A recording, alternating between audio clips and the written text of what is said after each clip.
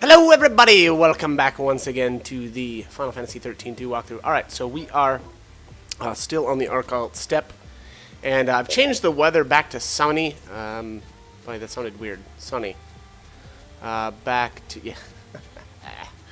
It's gonna be one of those videos, okay. Anyways, the idea here was to take down the Longui. Now, I don't really know if this is harder than the Yomi or not. I kind of feel like not, to be honest. Now, it's got a ton of health and everything, and it's got some pretty brutal attacks, but I just don't know if I think it's on the level of Yomi. Yomi's, I guess it's just hard in a different way. So, anyways, I started out in the superiority to just get myself buffed up. And then, oh, here's Ultima. Usually a good idea to swap to, and I think yep, totally mucked that up. Really needed to swap to, you know, some sort of Sentinel paradigm. But, whoops. So, unfortunately, Sarah lost a bunch of buffs there.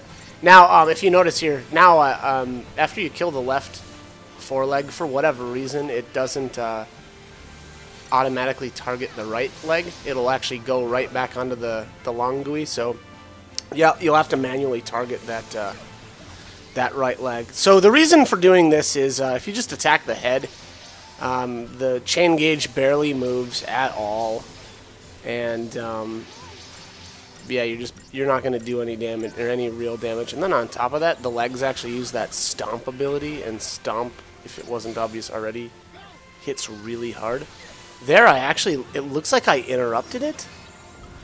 I think it was trying to use stomp, and I think I interrupted it. Otherwise, I don't know. That's kind of what it looked like to me. I might have missed something else. Now, anyways, so once you've got the two legs down, it kind of like, you know, it looks like it's tripped up here, and kind of, I don't know, you just get to beat on its head. It's usually a good idea at this point to debuff it with a Saboteur. I'm not sure exactly all the different debuffs that'll land on it, but it looks like actually it's got Deep Protect already. So while I think I must have used, yeah, I must have been in superiority there just for a little bit, and Sarah landed Deep Protect on it. Now, if you notice here, the chain gauge raises really quickly, so it's already at 999%. Now, one of the things that you can do with this, and it's just really easy in this particular fight, again, because you get so much time in the or while its chain gauge is maxed out, is you can go for the, I think it's the Giant's Fist. I think that's the name of it. The it's an achievement. And in order to do that, basically what you want to do is have Noel buffed up. I think you can do it with more than, it's not just Noel. You can actually use it with like Odin and stuff too. But what you want to do is use, you know, debuff the crap out of the Longui. Obviously, Deep Protect is huge for that. And then buff up Noel with Bravery, and, you know, get as much strength as you can possibly get. And then use the Meteor Javelin, and that should get you the achievement. So. Here's Roar. This is gonna be, yeah, that doesn't feel so good. So unfortunately, I wasn't actually able to take him down this time with just one stagger. I'm gonna attribute that mostly to just not debuffing him like I should have. And so, as you can see here, it's doing some more damage to me now. It looks like there's a little bit of wounding damage, sorry. And here, if you notice here, I'm just beating on its head, and I don't know if this is the way to go. Yeah, look at the chain gauge, just barely moves. It's just not, you know, significant damage at all. I don't know.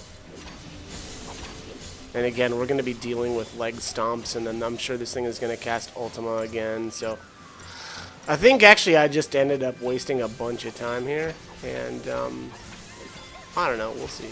I just think that, yeah, look at this. I'm just not doing any real damage to it, so.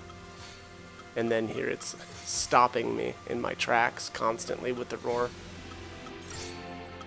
Yeah, I had to just...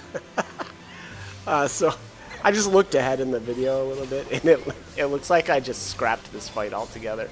I think at this point I expected, because I had wasted so much time, that I wasn't going to get a decent rating anyway, so I just restarted the battle. So, I guess, again, learn from my mistakes. Here's an Ultima that's going to... Oh, did I... Oh, I actually got into a Sentinel paradigm in time. Huh. Okay, well, that's good. So I did something right for a change. But, yeah, so I'm actually going to completely redo this battle, and it's actually going to go, it looks like, significantly faster. So, again, this was a good, I think, you know, I don't know, it's a bit of a waste of time, but, you know, I think it's good to see the difference between kind of doing things right and doing things wrong. So, yeah, I guess I'll leave it at that. This attempt won't last too much longer here, and then we'll actually have the victory. But yeah, I mean, if you can, you'll notice here, like I've barely moved his HP at all in the last, you know, whatever, 3 minutes of just beating on him. So it should be pretty obvious to not go for the head while the two legs are, you know, active. Stomp? But that stomp didn't do that much damage, which is a little surprising.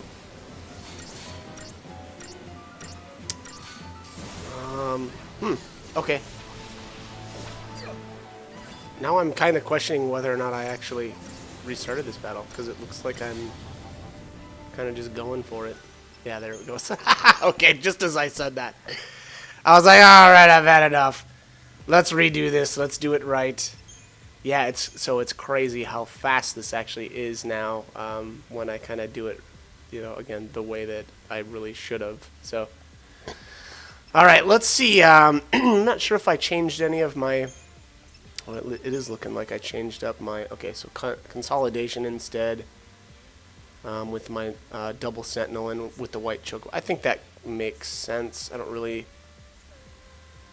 think that. I mean, because normally when you go into a double or triple sentinel paradigm like that, you're expecting to take a ton of damage. So I don't really know why I thought it was a good idea to have a buffer in there instead of a healer. So, you know, whatever. It is what it is. But we got that changed up. So it looks like that's the only thing I changed. So, which is also kind of interesting. I feel like maybe like a multi-saboteur paradigm would have been good, but I guess I didn't feel like it was that necessary, or I don't know. I guess maybe I just didn't think about it. But anyways, all right. So starting out in superiority once again, getting buffed up, swapping to relentless assault, and we'll hammer this left foreleg. Here's the Ultima cast. There's consolidation. Consolidation. Okay. All right. Back to relentless. And as you can see there, that Ultima did not do anywhere near the amount of damage that the initial, or the first Ultima did there on that last attempt, which, you know, ended up with Sarah dead. So it should be pretty obvious. Now here, again, because the characters don't automatically attack the right leg after the left leg has been defeated, you'll have to manually do that. And unfortunately there I missed a little bit of time, wasted a little bit of resource on attacking the head there, but you know what, we're going to be fine. It's not too big of a deal. There, it looked like I just went into, I did a little bit of healing, just to, you know, kind of keep myself healthy for these stomps and whatnot. And now here at this point, we're safe. And it does look like, you know, I've taken a little bit of damage, but once the legs are defeated and the head is kind of like, you know, on the ground like this, you don't have to worry about damage. So you know, don't really have to worry about healing that much. Now here I'm just buffing up again. Obviously wanted to get those offense buffs. Hopefully, now I want to really look at Noel. Okay, yeah. So Noel did get bravery there. And it looks like I got D-Protect and D-Shell on him. So, I think I could have waited a little bit longer. Again, I think that actually a multi-saboteur paradigm would have been good here. Now, oh, it looks like I did drop a... Okay, yeah. Okay, it's because I've got Noel as a saboteur right now. Yeah, okay. So, yeah, this worked out really good. I got Imperil on him as well. Now, I think, yeah, with these four... status effects on him. I'm just wrecking him. I mean, I'm assuming that poison is doing a boatload of damage as well. I mean, Imperil is... Yeah, look at that. So that's what happens when you do it right. Unfortunately there, I didn't get a good Meteor Javelin, you know, before he died. I think it just kind of happened too quickly for me to kind of react to it. So, you know, don't mean to toot my own horn there, but it just went really well. So anyways, all right. So we've cleared out the Longui. I think that was the last fragment for the Arc Out step. So we're basically done here, if I'm not mistaken. Looks like, yeah, I'm actually going to check on that. So where is the Arc Out step?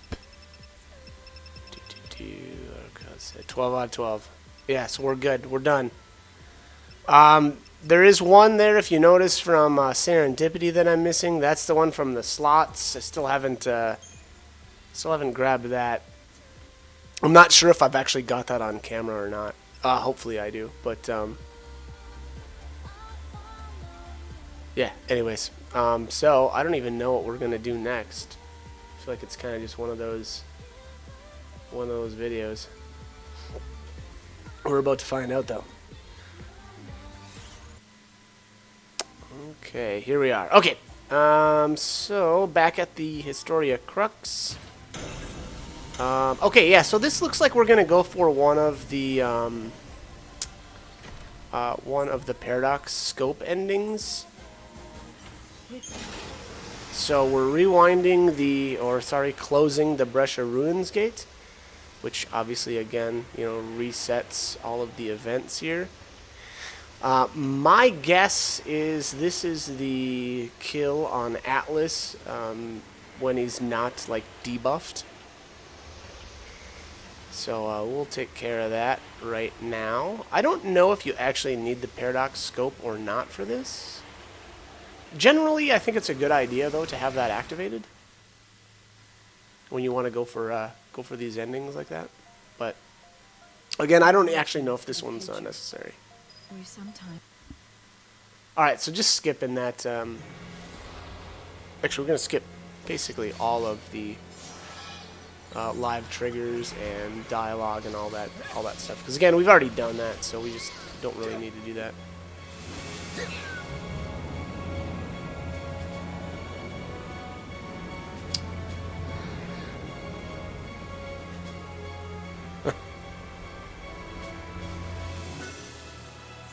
Oh, can't skip this apparently.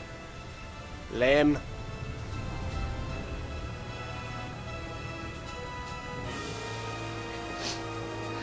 Hostile located. Engage at will. Paradox effect confirmed. Targeting Atlas. Alright, here's our cinematic action.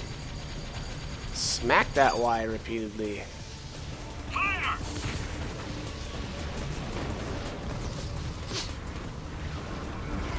I mean, let's be real here. Only 900 damage? That's really weak, dude.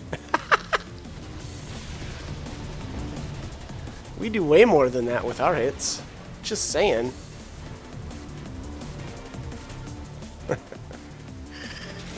Alright, anyways.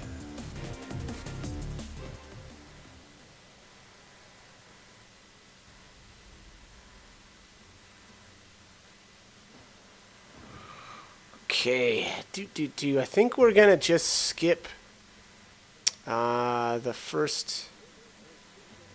I don't know. Actually, this isn't really the first. Oh wow, look at that! Yeah, I skipped all the way through the jail cell stuff and all that nonsense. So. Because we can't let shut this place down. We need to search the ruins. Okay, so we're gonna stop in and talk to Chocolina Chocolina here. I can open up my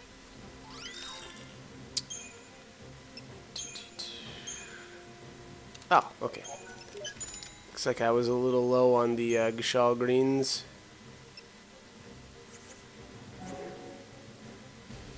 You know I'm Alright. So let's head on into the ruins and take us down an Atlas. I should say a fully powered up Atlas. Oh, I'm guessing I was trying to see if the paradox scope was activated there or not. Again, I don't think you actually need it to be activated for this.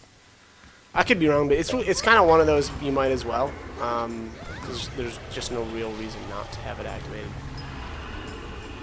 But I think this is like the Royal Ripeness where, Figures. you know, for storyline reasons, we're actually meant to kind of make him less powerful by doing, you know, certain things. In this case, it's, you know, normally we would go into that, whatever that room is and activate that artifact that kind of, you know, powers him down a bit.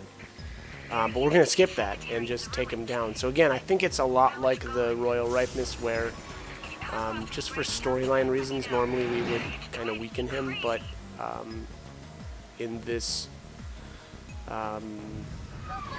attempt, I guess, we're not going to do that at all. We're just going to beat him down at full power. And that'll give us a different kind of result, I guess.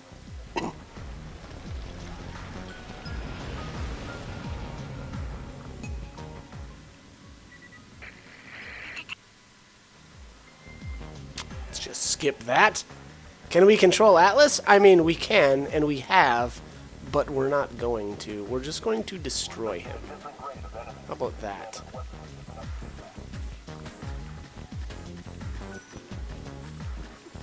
There he is. And not looking too happy.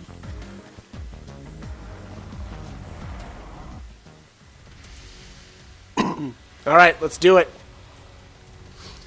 So obviously this one, or this version, is going to be just a little bit more difficult. To be completely honest, though, I still think he's a total chump. And, you know, maybe that's mostly because I've Good to go. just got so powerful. I don't know. But, so that, I don't know, this seems a little weird that my purple chocobo didn't start out, did it? Now I kind of gotta look again. I feel like it didn't start out with all of its buffs like it should have. Okay, so I had to look again. And no, it did. It started out with all of its buffs, but it looks like whatever Atlas's first attack there was, he just got rid of all of them, so that's really annoying. But anyway, so we got ourselves buffed back up, and decided to do a little bit of healing now. It's not looking like he's debuffed at all. And I don't actually know if anything lands on him, so we're going to try, I guess. So let's hit him with a bunch of D-shells here. Okay, it looks like he might be vulnerable to D-shell because he's trying again. Maybe, yeah, maybe it's just not landing.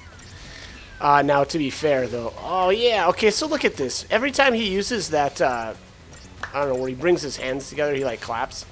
He makes it clap. Let's be honest. Atlas makes it clap. Come on, Jesus, gross. Whatever. Anyways, ugh, I'm the worst.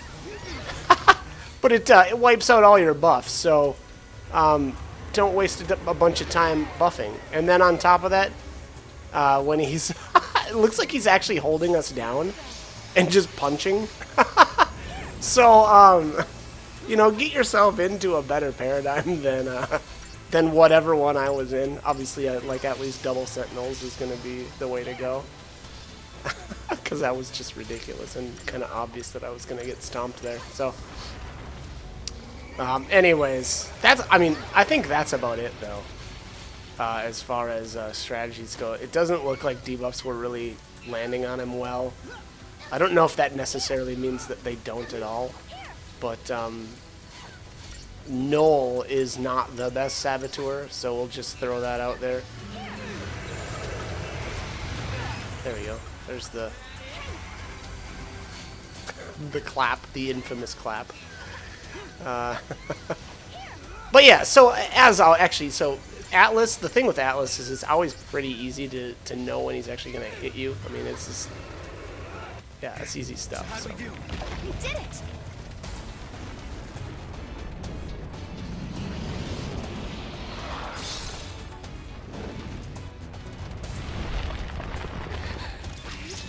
No. I'm on it.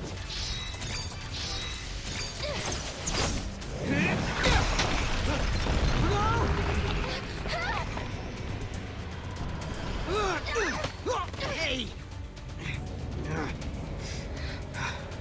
What the? How did we get here? No! Look out! Move! I think I found his weak spot. Ready? Do it! Wait for it. Now!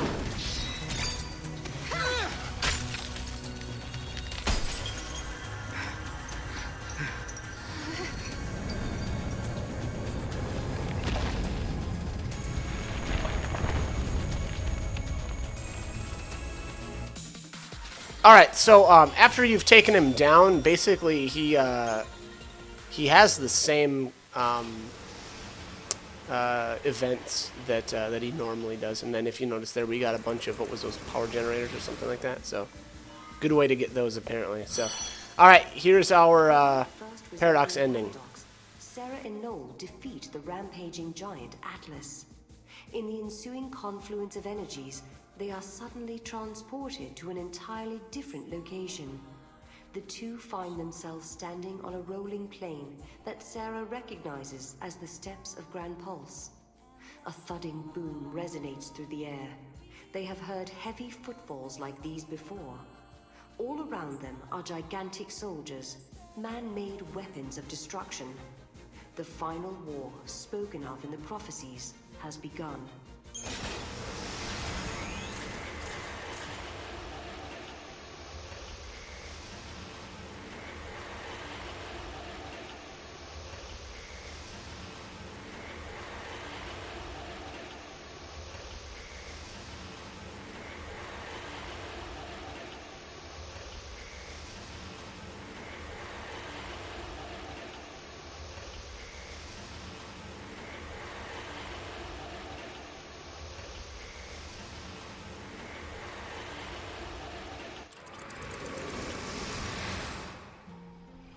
A colossal war once raged across the land. The spark was the pillar of Cocoon, growing weaker by the day, threatening to collapse. Among the people, there were those who sought to resurrect the fal'Cie. They wanted to use their power to avert catastrophe. However, there were many who feared the fal'Cie and their part in Cocoon's history. The populace was split. Anger divided them. Over the course of time, the debate escalated into war. As the battle raged on, one side created soldiers the size of mountains. Instead of surrendering, their rivals retaliated by building their own massive weapons. What began as a dispute between humans became an earth-shattering war between giants. The titanic conflict grew beyond the people's ability to control. Pulse became a scorched battlefield. And eventually, what they set out to protect was destroyed. That story has been passed down for generations. It happened long before I was born, but for Sarah, it's a war she knows nothing about, one that has yet to take place. The massive weapons of war overran the land. They say it was the beginning of the end of the world, the day the giants caused the fall of Cocoon. If it's true. If we defeat all the giants, then we should be able to save the future. And the world. I've made up my mind. I'm staying here with you, Noel, in this time. I can't let the world be destroyed. Thanks, Sarah. The pillar supporting Cocoon is already weak and starting to crumble. There's not much time left for us. But even so, we're not going to give up. We can't. Because I know what happens after Cocoon comes crashing down from the sky. The world is stripped of growth, of life. The water runs dry, and even the winds grow still. Everything withers away in a slow death. It's a world with no hope, no future, nothing. A forsaken world. That's the world in which I was born. All right, so it should be obvious that they're talking about, or this is the result of the war that brings Cocoon down, that they've actually mentioned a couple of times throughout the game. So there's our fragment, giant mistake, as well as the 10,000 CP, but I am out of time. As always, hope the guide was helpful. Hope you join me for more videos, and thanks for watching.